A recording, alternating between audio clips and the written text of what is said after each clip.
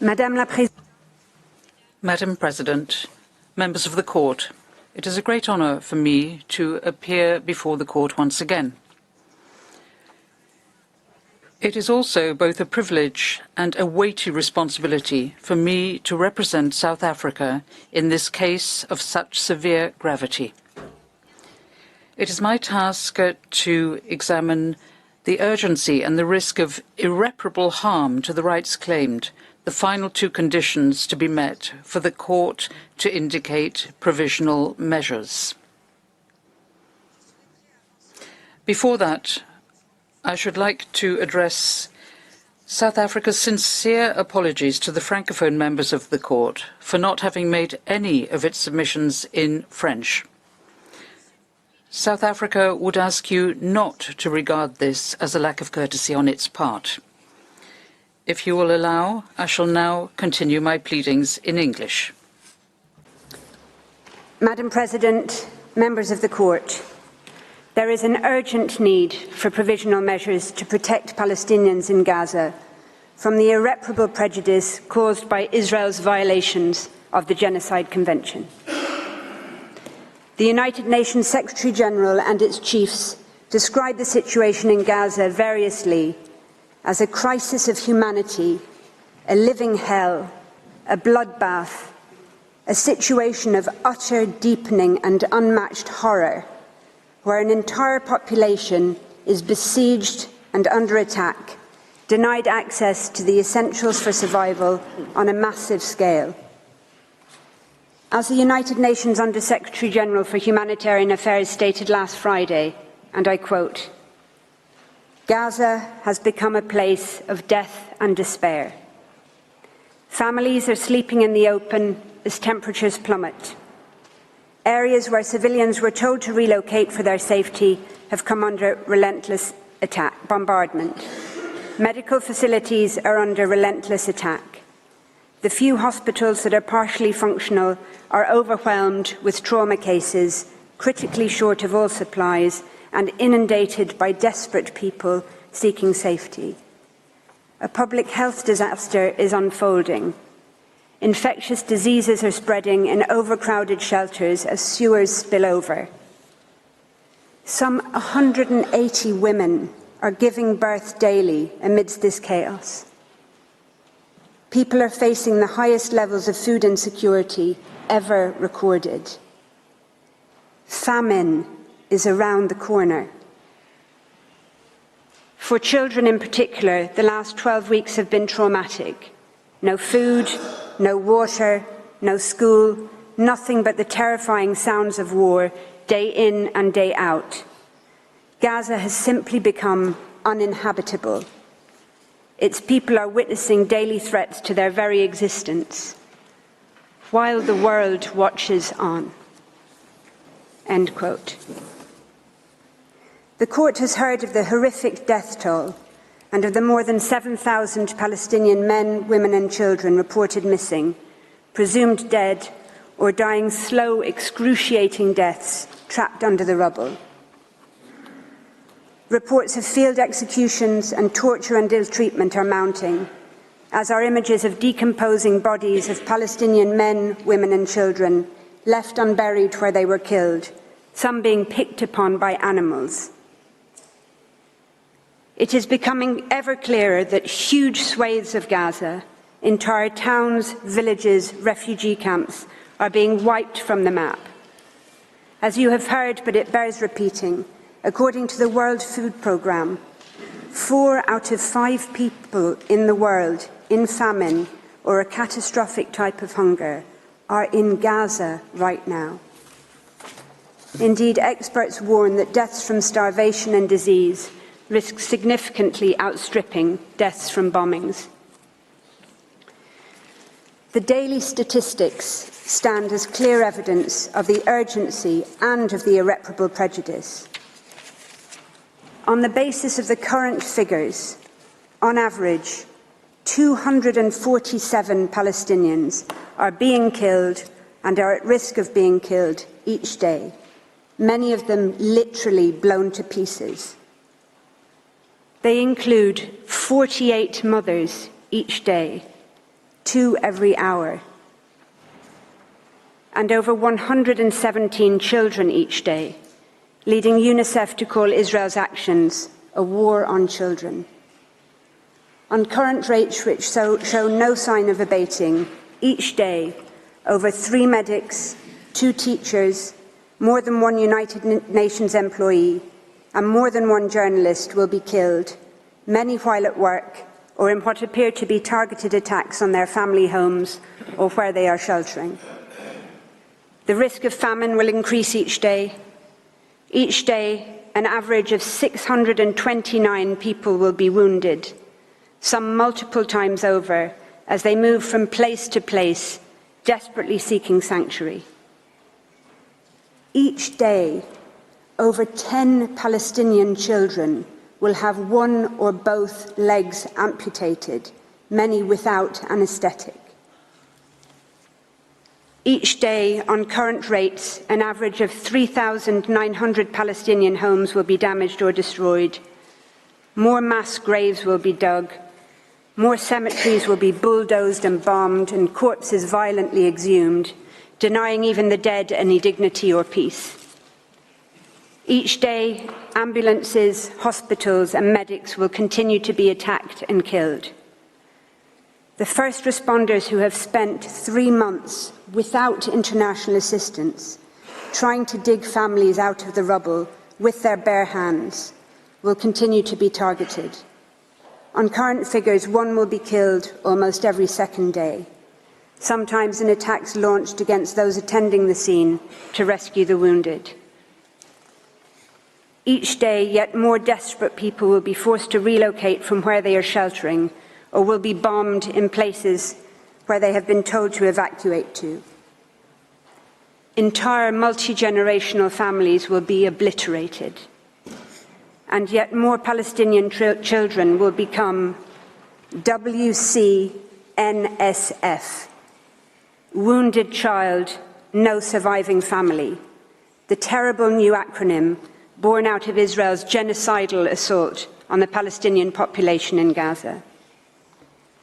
There is an urgent need for provisional measures to prevent imminent, irreparable prejudice to the rights in issue in this case. There could not be a clearer or more compelling case. In the words of the Commissioner General of the United Nations Relief and Works Agency, there must be an end to the decimation of Gaza and of its people. Turning to the Court's case law, as the Court has recently reaffirmed, and I quote, "The condition of urgency is met when acts susceptible of causing irreparable prejudice can occur at any moment before the Court makes a final decision on the case." End quote. That is precisely the situation here. Any of those matters to which I have referred can and are occurring at any moment. United Nations Security Council resolutions demanding, quote, "the immediate, safe, unhindered delivery of humanitarian assistance at scale throughout Gaza and full, rapid, safe and unhindered humanitarian access," end quote, remain unimplemented. United Nations General Assembly resolutions calling for a humanitarian ceasefire have been ignored. The situation could not be more urgent. Since these proceedings were initiated on the 29th of December 2023 alone, an estimated over 1,703 Palestinians have been killed in Gaza and over 3,252 injured. As to the criterion of irreparable prejudice, for decades now, the Court has repeatedly found it to be satisfied in situations where serious risks arise to human life or to other fundamental rights. In the cases of Georgia, Russia and Armenia, Azerbaijan, the Court ordered provisional measures, having found a serious risk of irreparable prejudice where hundreds of thousands of people had been forced from their homes. In ordering provisional measures in the latter case, the Court noted the context of, I quote, "the long-standing exposure of the population to a situation of vulnerability, including hindrances to the importation of essential goods, causing shortages of food, medicine, and other life-saving medical supplies." End quote. In Gaza, as you have heard, nearly 2 million people, over 85% of the population, have been repeatedly forced to flee their homes and shelters, not just once or twice, but some 3, 4, or more times over, into shrinking slivers of land where they continue to be bombed and killed. This is a population that Israel had already made vulnerable through 16 years of military blockade and crippling de-development. Today, Israel's hindrances to the import of food and essential items have brought Gaza to the brink of famine, with adults, mothers, fathers, grandparents regularly foregoing food for the day so that children can eat at least something. Medicine shortages and the lack of medical treatment, clean water and electricity are so great that large numbers of Palestinians are dying or are at imminent risk of dying preventable deaths. Cancer and other services have long shut down. Women are undergoing caesarean sections without anaesthetic in barely functioning hospitals, described as scenes from a horror movie, with many undergoing otherwise unnecessary hysterectomies in an attempt to save their lives. In the Canada-Syria torture case, the court made clear that, I quote, "Individuals subject to torture and other acts of cruel, inhuman or degrading treatment or punishment are at serious risk of irreparable prejudice."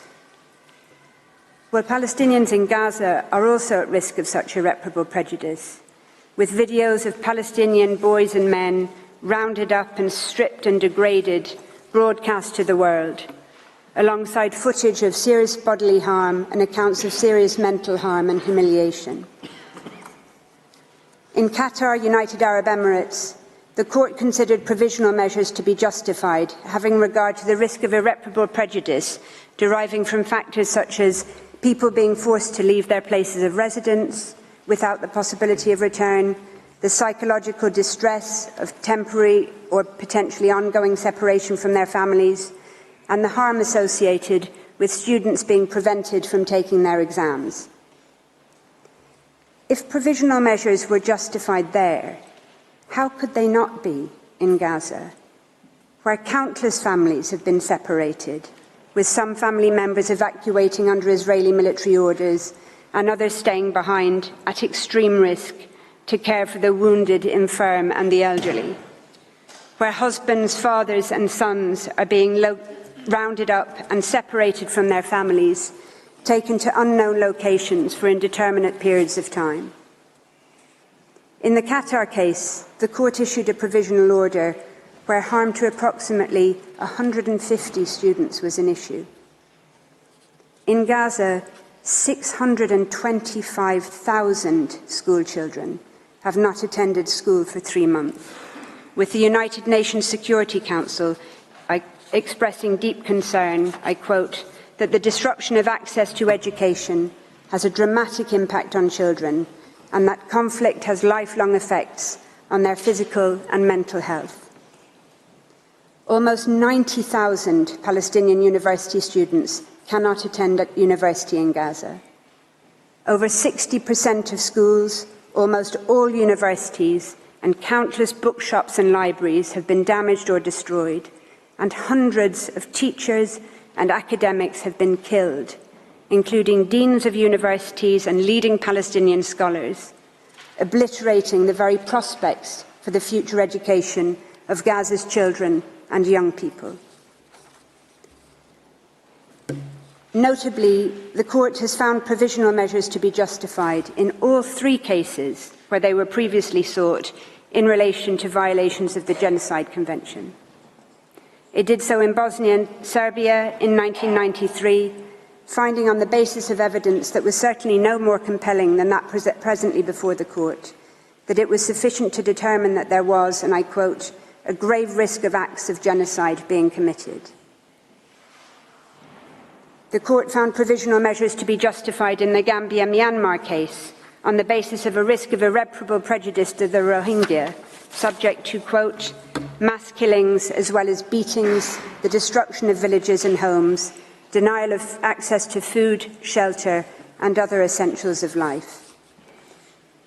More recently, in indicating provisional measures in Ukraine, Russia, the court considered that Russia's military activities had, quote, resulted in numerous civilian deaths and injuries and caused significant material damage, including the destruction of buildings and infrastructure, end quote, giving rise to a risk of irreparable prejudice.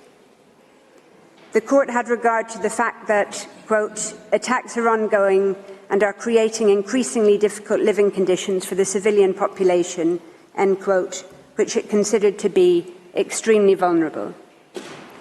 The court also considered the fact that, I quote again, many persons have no access to the most basic foodstuffs, potable water, electricity, essential medicines or heating, and that many were attempting to flee under extremely insecure conditions. This is occurring in Gaza on a much more intensive scale to a besieged, trapped, terrified population that has nowhere safe to go. Lest the contrary be suggested, it is clear from Ukraine, Russia, that the fact that the urgent risk of irreparable harm arises in a situation of armed conflict does not undermine, much less preclude, a request for provisional measures. That's also clear from the court's other judgments.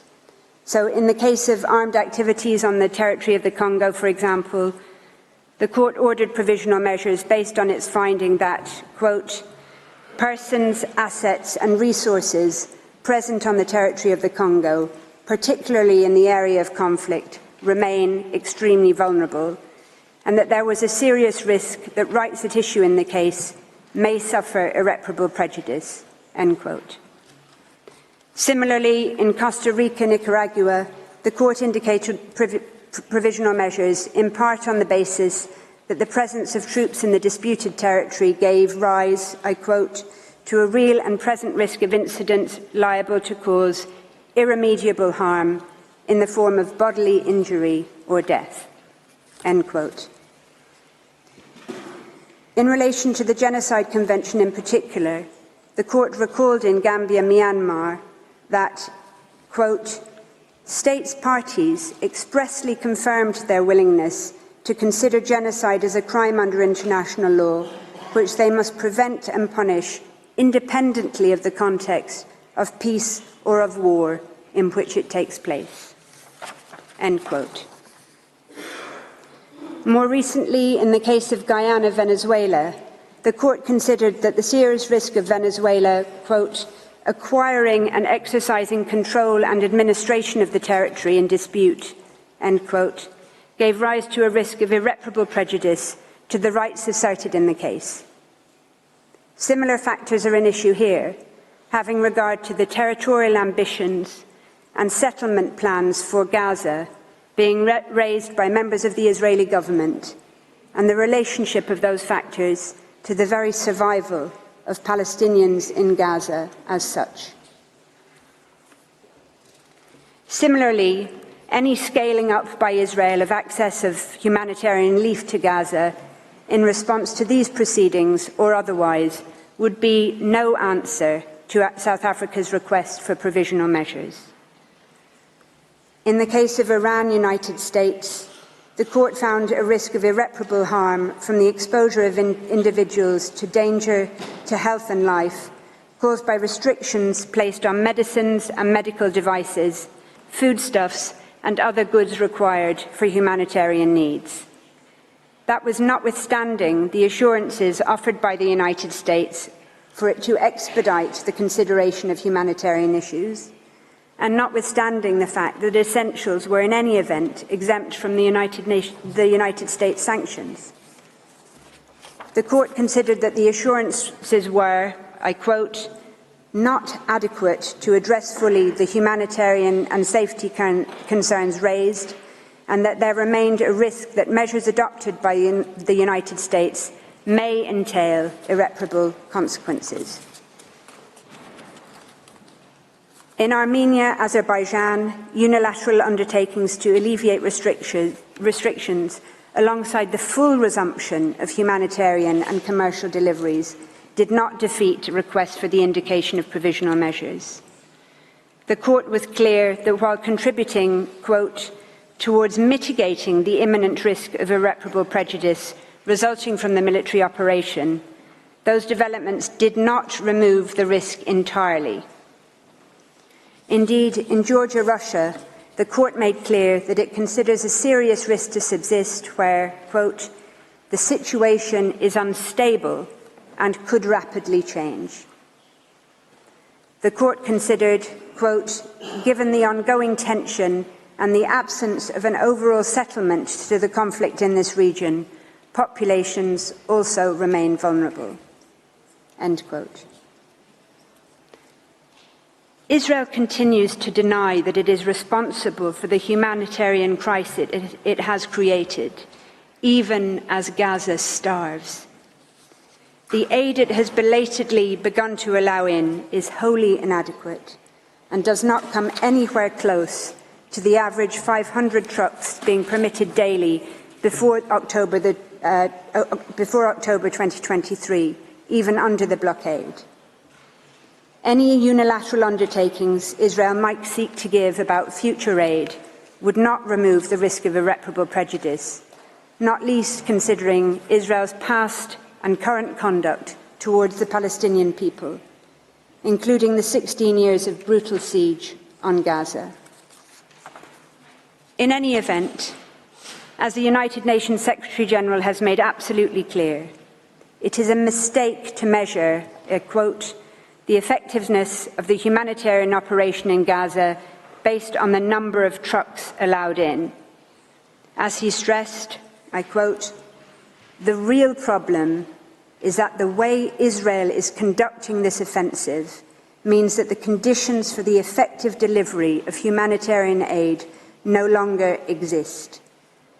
That would require security, staff who can work in safety, logistical capacity, and the resumption of commercial activity. It requires electricity and steady communications. All of these remain absent, end quote. Indeed, only shortly after Israel opened the Kerem Shalom crossing to goods in late December 2023, it was struck in a drone attack, killing 5 Palestinians and leading to another temporary closure. Nowhere and nobody is safe. As the United Nations Secretary-General and all its chiefs have made clear, without a halt to Israel's military operations, crossings, aid convoys and humanitarian workers, like everyone and everything else in Gaza, remain at imminent risk of further irreparable prejudice. An unprecedented 148 United Nations staff have been killed to date. Without a halt to Israel's military activity in Gaza, there will be no end to the extreme situation facing Palestinian civilians.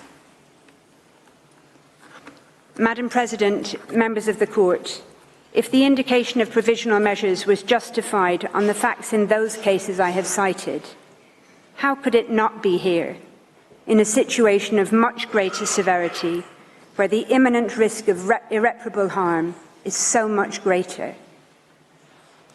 How could they not be justified in a situation that humanitarian veterans from crises spanning as far back as the killing fields of Cambodia, people who, in the words of the United Nations Secretary-General, have seen everything, if they say it is so utterly unprecedented that they are out of words to describe it? It would be a complete departure from the long and established line of jurisprudence that this court has firmly established and recently reconfirmed for the court not to order provisional measures in this case. The imminent risk of death, harm and destruction that Palestinians in Gaza face today and that they risk every day during the pendency of these proceedings, on any view justifies, indeed compels, the indication of provisional measures. Some might say that the very reputation of international law, its ability and willingness to bind and to protect all people equally, hangs in the balance. But the Genocide Convention is about much more than legal precedent. It is also fundamentally about the confirmation and endorsement of elementary principles of morality. The Court recalled the 1946 General Assembly resolution on the crime of genocide, which made clear that, I quote, "Genocide is a denial of the right of existence of entire human groups, as homicide is the denial of the right to live of individual human beings. Such denial of the right of existence shocks the conscience of mankind, results in great losses to humanity in the form of cultural and other contributions represented by these human groups, and is contrary to moral law and to the spirit and aims of the United Nations." End quote. Notwithstanding the Genocide Convention's recognition of the need to rid the world of the odious scourge of genocide, the international community has repeatedly failed. It failed the people of Rwanda. It had failed the Bosnian people and the Rohingya, prompting this court to take action. It failed again by ignoring the early warnings of the grave risk of genocide to the Palestinian people, sounded by international experts since 19th of October of last year. The international community continues to fail the Palestinian people, despite the overt, dehumanizing, genocidal rhetoric by Israeli governmental and military officials, matched by the Israeli army's actions on the ground. Despite the horror of the genocide against the Palestinian people being live-streamed from Gaza to our mobile phones, computers, and television screens, the first genocide in history where its victims are broadcasting their own destruction in real time in the desperate, so far vain hope that the world might do something. Gaza represents nothing short of a moral failure, as described by the usually circumspect International Committee of the Red Cross. As underscored by United Nations chiefs, that failure has, I quote, repercussions not just for the people of Gaza, but for the generations to come, who will never forget these over 90 days of hell and assaults on the most basic precepts of humanity. As stated by a United Nations spokesperson in Gaza last week, at the site of a hospital clearly marked with the symbol of the Red Crescent, where 5 Palestinians, including a 5-day-old baby, had just been killed. The world should be absolutely horrified. The world should be absolutely outraged. There is no safe space in Gaza, and the world should be ashamed. Madam President, members of the Court, in conclusion, I share with you 2 photographs. The first is of a whiteboard at a hospital in northern Gaza, one of the many Palestinian hospitals targeted, besieged and bombed by Israel over the course of the past 3 brutal months. The whiteboard is wiped clean of no longer possible surgical cases, leaving only a handwritten message by a Médecins Sans Frontières doctor which reads, "We did what we could. Remember us." The second photograph is of the same whiteboard after an Israeli strike on the hospital on the 21st of November that killed the author of the message, Dr. Mahmoud Abu Nujayla, along with 2 of his colleagues. Just over a month later, in a powerful sermon delivered from a church in Bethlehem on Christmas Day, the same day Israel had killed 250 Palestinians, including at least 86 people, many from the same family, massacred in a single strike on Maghazi refugee camp. Palestinian pastor Mundhir Ishaq addressed his congregation and the world, and he said, and I quote, "Gaza as we know it no longer exists. This is an annihilation. This is a genocide. We will rise. We will stand up again from the midst of destruction, as we have always done as Palestinians, though this is by far maybe the biggest blow we have received. But he said, no apologies will be accepted after the genocide. What has been done has been done. I want you to look in the mirror and ask, where was I when Gaza was going through a genocide? South Africa is here before this court in the Peace Palace. It has done what it could. It is doing what it can by initiating these proceedings, by seeking interim measures against itself as well as against Israel. South Africa now respectfully and humbly calls on this honourable court to do what is in its power to do, to indicate the provisional measures that are so urgently required to prevent further irreparable harm to the Palestinian people in Gaza, whose hopes, including for their very survival, are now vested in this court. Madam President, members of the court, I should like to thank you for your kind attention.